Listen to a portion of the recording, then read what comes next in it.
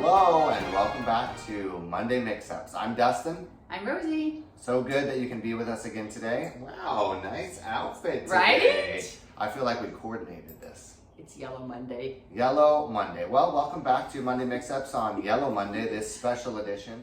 All right, we're going to talk today about the importance of diversity and inclusion and everybody's welcome on set. There is a place for everybody in acting, wouldn't you say?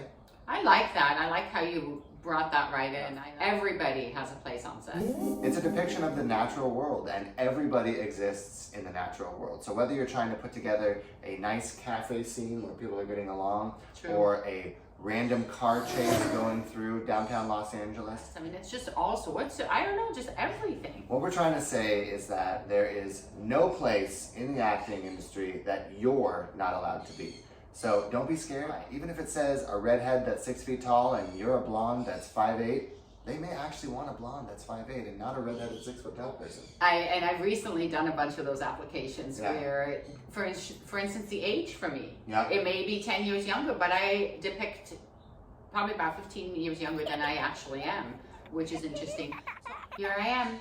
Sometimes when these casting calls go out, they're quickly putting together an idea of where they want to see the film or the product or the project go.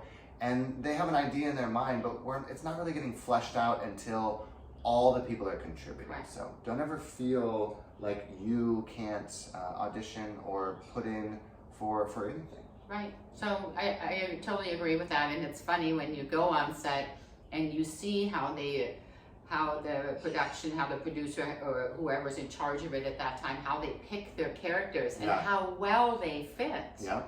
We never really touched about an agent. Do you want to touch about that a little bit?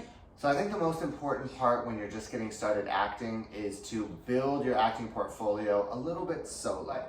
Kind of start to prove the concept on your own. Get out there, meet people, get out there, get on set, so that when it's time for you to consider an agent, that agent can see that you've been putting in all of the hard work, that they're going to work with you, not just for you. It's really important to understand that you have to put in a lot of work. Getting an agent doesn't mean, oh, I don't have to do anything anymore, everything's fine. Correct. It's so true. And sometimes you don't want to have an agent. Yeah.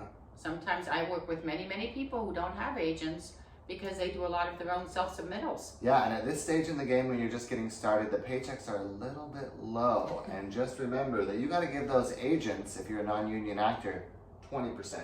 20%. And for just a little math, if you made $100 and you have to give your agent 20%, you just get $80. So keep that in mind. If you want to keep a little bit more cash in your pocket at the beginning of your acting journey, maybe consider having an agent a little bit later down the road. And that brings us to the point of money. Money. Money. We all need it. And you need to have a side hustle. Oh, you have to have a side hustle. I have never been unemployed more than as an actor. Our job mostly includes looking for work. Right. Which is an unpaid activity. So you spend, it is an unpaid activity. It's an unpaid activity. Yeah. You spend the majority of your time looking for work and you don't get paid for that. You're a small independent business. That's right. So until you get on set, you're not making any money. So you need to use your time wisely and also remember that a side hustle is very important. I'm a chef, that's my side hustle. I do catering on the side and it's a flexible job. Right. So that enables me to be able to make a little money with my side hustle, put that little bit of money into acting, and then vice versa, become mega wealthy.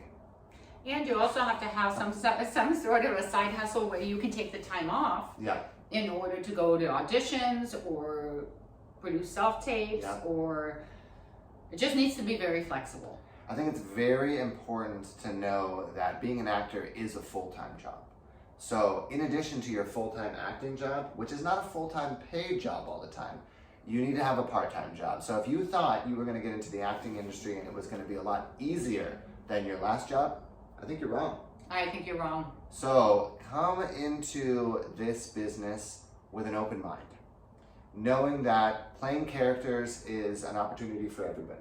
So there's going to be a little bit of competition, but there is place in the acting industry for you and you back there as well. So and you and me and us. And maybe we'll see each other on set as well. So don't forget to have that side hustle. Make sure to use your casting services that we talked about in one of our last videos.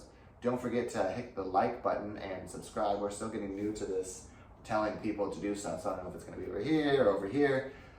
Like, subscribe, ring that bell, and send us some messages if you want some more topics discussed. Doing that. And I have a side hustle too. What's your side hustle? My side hustle is, I'm a private investigator on the side, so I make my own hours. Don't forget to lean into some of your strengths in other jobs that you've had, other experiences that you've had. If you already know how to play that character, you have a leg up on the competition. Correct.